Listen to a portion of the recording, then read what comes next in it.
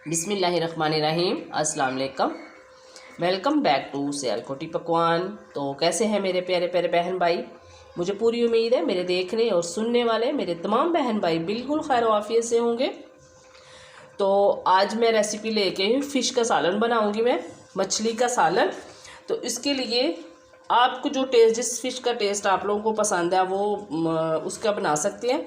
ये मैंने सुरमई फ़िश ली है, ये देखिए। और इसको मैंने इस तरह के इसके पीसेस बनवा लिए हैं और उसको अच्छी तरह से मैंने वॉश कर लिया है, लेमन जूस अजवाइन वगैरह लगा के। तो इसको मैंने वॉश कर लिया।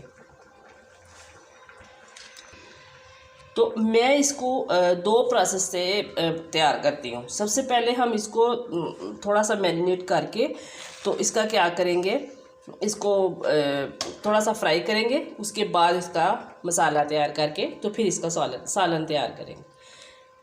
तो उसके लिए ये देखिए मैंने नमक लिया है तकरीबन ½ टी स्पून, और ½ टी स्पून से कम ही मैंने हल्दी ली है, थोड़ी सी मैंने अजवाइन ली है, लेमन जूस लिया तकरीबन 1 टेबल स्पून, और ये देखिए ये सुर्ख मिर्च ली है मैंने तकरीबन, ये भी ½ टी स्पून है। अब इसको मैरिनेट करेंगे।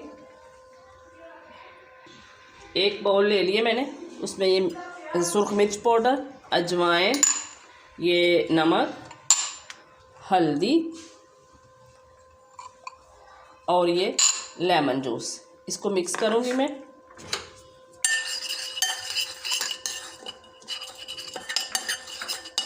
अब ये फ़िश के जो पीस है ये इसमें लगा लूँगी, इसको अच्छी तरह से इसमें मिक्स कर लूँगी। ये देखिए इसको मैंने ये मसाला लगा लिया। तो अब इससे जो अगला प्रोसेस है वो करते हैं।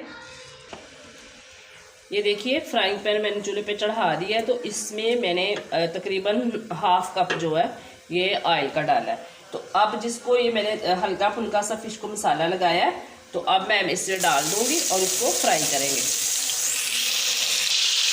ये देखिए इसको मैंने फुल फ्लेम पे जो है ना ये तकरीबन 4 से 5 मिनट तक इसको फ्राई करना है। तो ये फ्राई हो गई है। अब मैं इसको निकाल लूँ, तो इसके बाद फिर इसका अगला प्रोसेस करते हैं। बिस्मिल्लाहिर्रहमानिर्रहीम। ये देखिए फ़िश को मैंने निकाल ली है, इसे मैं रखूँगी साइड पे। अब मैंने जिस ऑयल में मैंने फ़िश को फ्राई किया था वही वाला ऑयल मैंने इसमें डाल दिया कढ़ाई में। तो अब मैं इसमें ये देखिए प्याज, इसको मैंने अच्छी तरह से उबाल के तो इसको मैंने पीस लिया है। इसको पीसना ही है क्योंकि ये मैंने ग्रेवी वाली फ़िश बनानी है, शोरबे वाली नहीं बनानी। तो इसमें वो खड़ा खड़ा मसाला जो है वो अच्छा नहीं लगता, तो इसलिए इसको पीस के ही डालना है।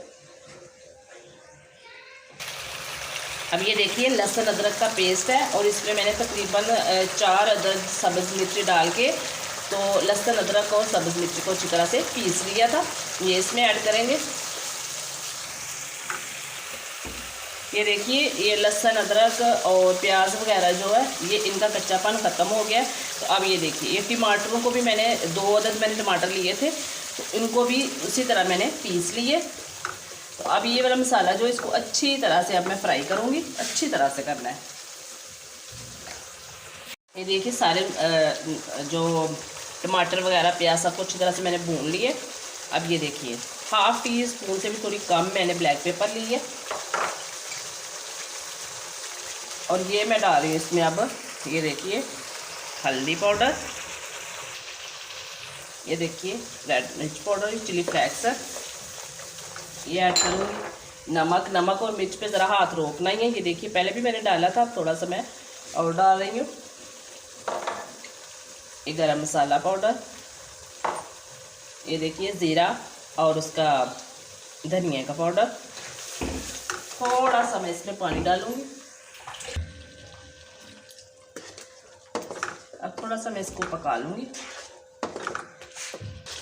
ये देखिए इसमें अब मैं ये कसूरी मेथी ½ टी स्पून ऐड करूँगी, और 2 पिंच जो है इसमें मैं अजवाइन, क्योंकि अजवाइन मैंने जब फ़िश को फ्राई किया था तब भी ऐड की थी।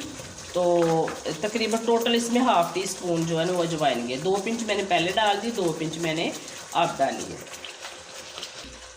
ये देखिए मेरी ग्रेवी अच्छी तरह से रेडी हो चुकी है। अब मैं फ़िश के पीस जो है इसमें डाल दूँगी। फ्लेम को मैंने स्लो कर लिया। उठा के डालना है इसको, एकदम नहीं ऊपर नीचे आ गए तो ये टूट भी सकते हैं, इसलिए इसको मैंने फ्राई किया है। और लेमन जूस भी ऐड कर दिया था कि ये टूटे नहीं। अब इसको जब हिलाना है तो यूँ पकड़ के इसके दोनों ऐसे ऐसे हिलाना है, इसको चम्मच के साथ नहीं हिलाना। बस इसको अब मैंने 5 से 7 मिनट तक पकाना है। ये देखिए ये रेडी हो चुकी है। तो अब मैं इसमें सब्ज़ धनिया डाल रही हूँ। ये देखिए माशाल्लाह कितनी अच्छी ये रेडी हुई है, बिल्कुल एक ज़रा भी नहीं इसका टूटा, बिल्कुल। ये देखिए पूरे पूरे पीस हैं इसके। तो आप लोगों ने इसको ज़रूर ट्राई करना और कमेंट बॉक्स में मुझे बताना भी है कि मेरी फ़िश की सालन की रेसिपी आप लोगों को कैसी लगी। मिलते हैं किसी अच्छी सी रेसिपी के साथ अगली वीडियो में।